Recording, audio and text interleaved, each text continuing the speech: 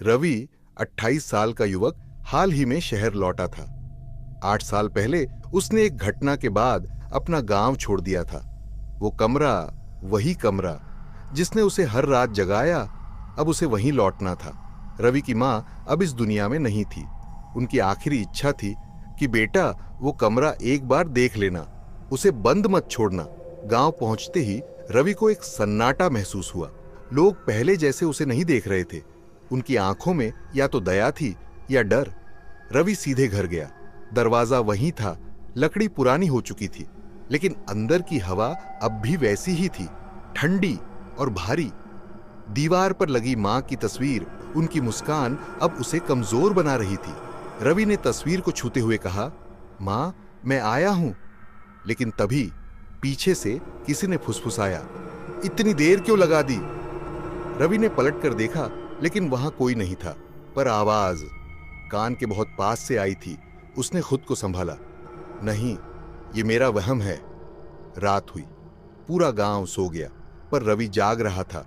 उसने धीरे से चाबी निकाली और उस कमरे के बाहर गया, जिसे 8 साल से ताला लगा था। ताला पुराना था, पर खुल गया। एक तेज सी छिर्र की आवाज आई, जैसे कमरे ने चीख कर कुछ कहा हो। दरवाजा खुला। सामने वही खिड़की, वही अलमारी और वही कोना जिसमें उसने अपने छोटे भाई की लाश देखी थी। 8 साल पहले रवि का भाई निखिल बस 12 साल का था।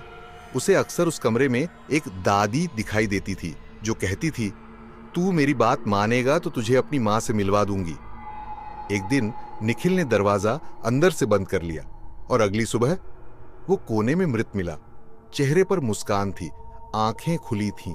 मौत की रिपोर्ट में मौत का कारण दिल का दौरा था, पर गांव जानता था कोई और भी था उस रात कमरे में, और रवि जान गया था कि कोई और आज भी यहां है।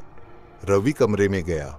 उसने दीवार पर कुछ लिखा देखा, मैं अब भी यही हूं, और नीचे मिट्टी पर छोटे छोटे पैर के निशान देखे, जो कि मरे हुए निखिल के ही थे। रवि ने वहीं बैठकर आंखें बंद की।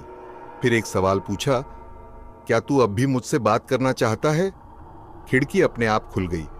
एक पुराना खिलौना जो निखिल का पसंदीदा था, फर्श पर लुढ़क गया। रवि की आंखें भर आईं। मैं तुझसे माफी मांगता हूं निखिल, मुझे उस दिन यकीन करना चाहिए था। तू सच कह रहा था। तभी उसके कान में वही आवाज, भैया। कोने में अब एक आकृति दिख रही थी, धुंधली, छोटी, मुस्कुराती हुई। वो निखिल था, लेकिन साथ में उसके पीछे खड़ी थी एक और परछाई, लंबी, काली, आंखें लाल। वादा किया था ना, तू अकेला आएगा, अब तू भी यहीं रहेगा। रवि पीछे हटा। कमरा अब छोटा लगने लगा। दीवारें पास आ रही थीं, गर्दन भारी हो रही थी, सांस रुक रही थी। तभी निखिल ने उसका हाथ पकड़ा। भैया, डरो मत, तू आया है तो मैं अब मुक्ति पा सकता हूं। इस औरत ने मुझे बांध रखा था, अब तू मुझे आजाद कर सकता है। ने हिम्मत की। उसने मां की तस्वीर जेब से निकाली और जमीन पर रख दी। मां, निखिल को ले जाओ, अब और नहीं। तेज हवा चली। कमरे में रखा सब कुछ जोरों से हिलने लगा। वो औरत चीखी, नहीं, ये मेरा है। और अगले ही पल सब कुछ शांत। रवि अकेला खड़ा था। निखिल की मुस्कान उसकी आंखों में अब भी थी, लेकिन अब वो कोना खाली था। वो आत्मा अब चली गई थी। रवि ने कमरे का दरवाजा बंद किया। इस बार ताला नहीं लगाया, क्योंकि अब कमरा खाली था। लेकिन जाते जाते उस घटना ने रवि को एक बात समझा दी कि कभी किसी की बात को बचकाना न समझो, क्योंकि कुछ डर उम्र से परे होते हैं। तो दोस्तों, ऐसी ही और हॉरर स्टोरी सुनते रहने के लिए चैनल को सब्सक्राइब जरूर कीजिएगा।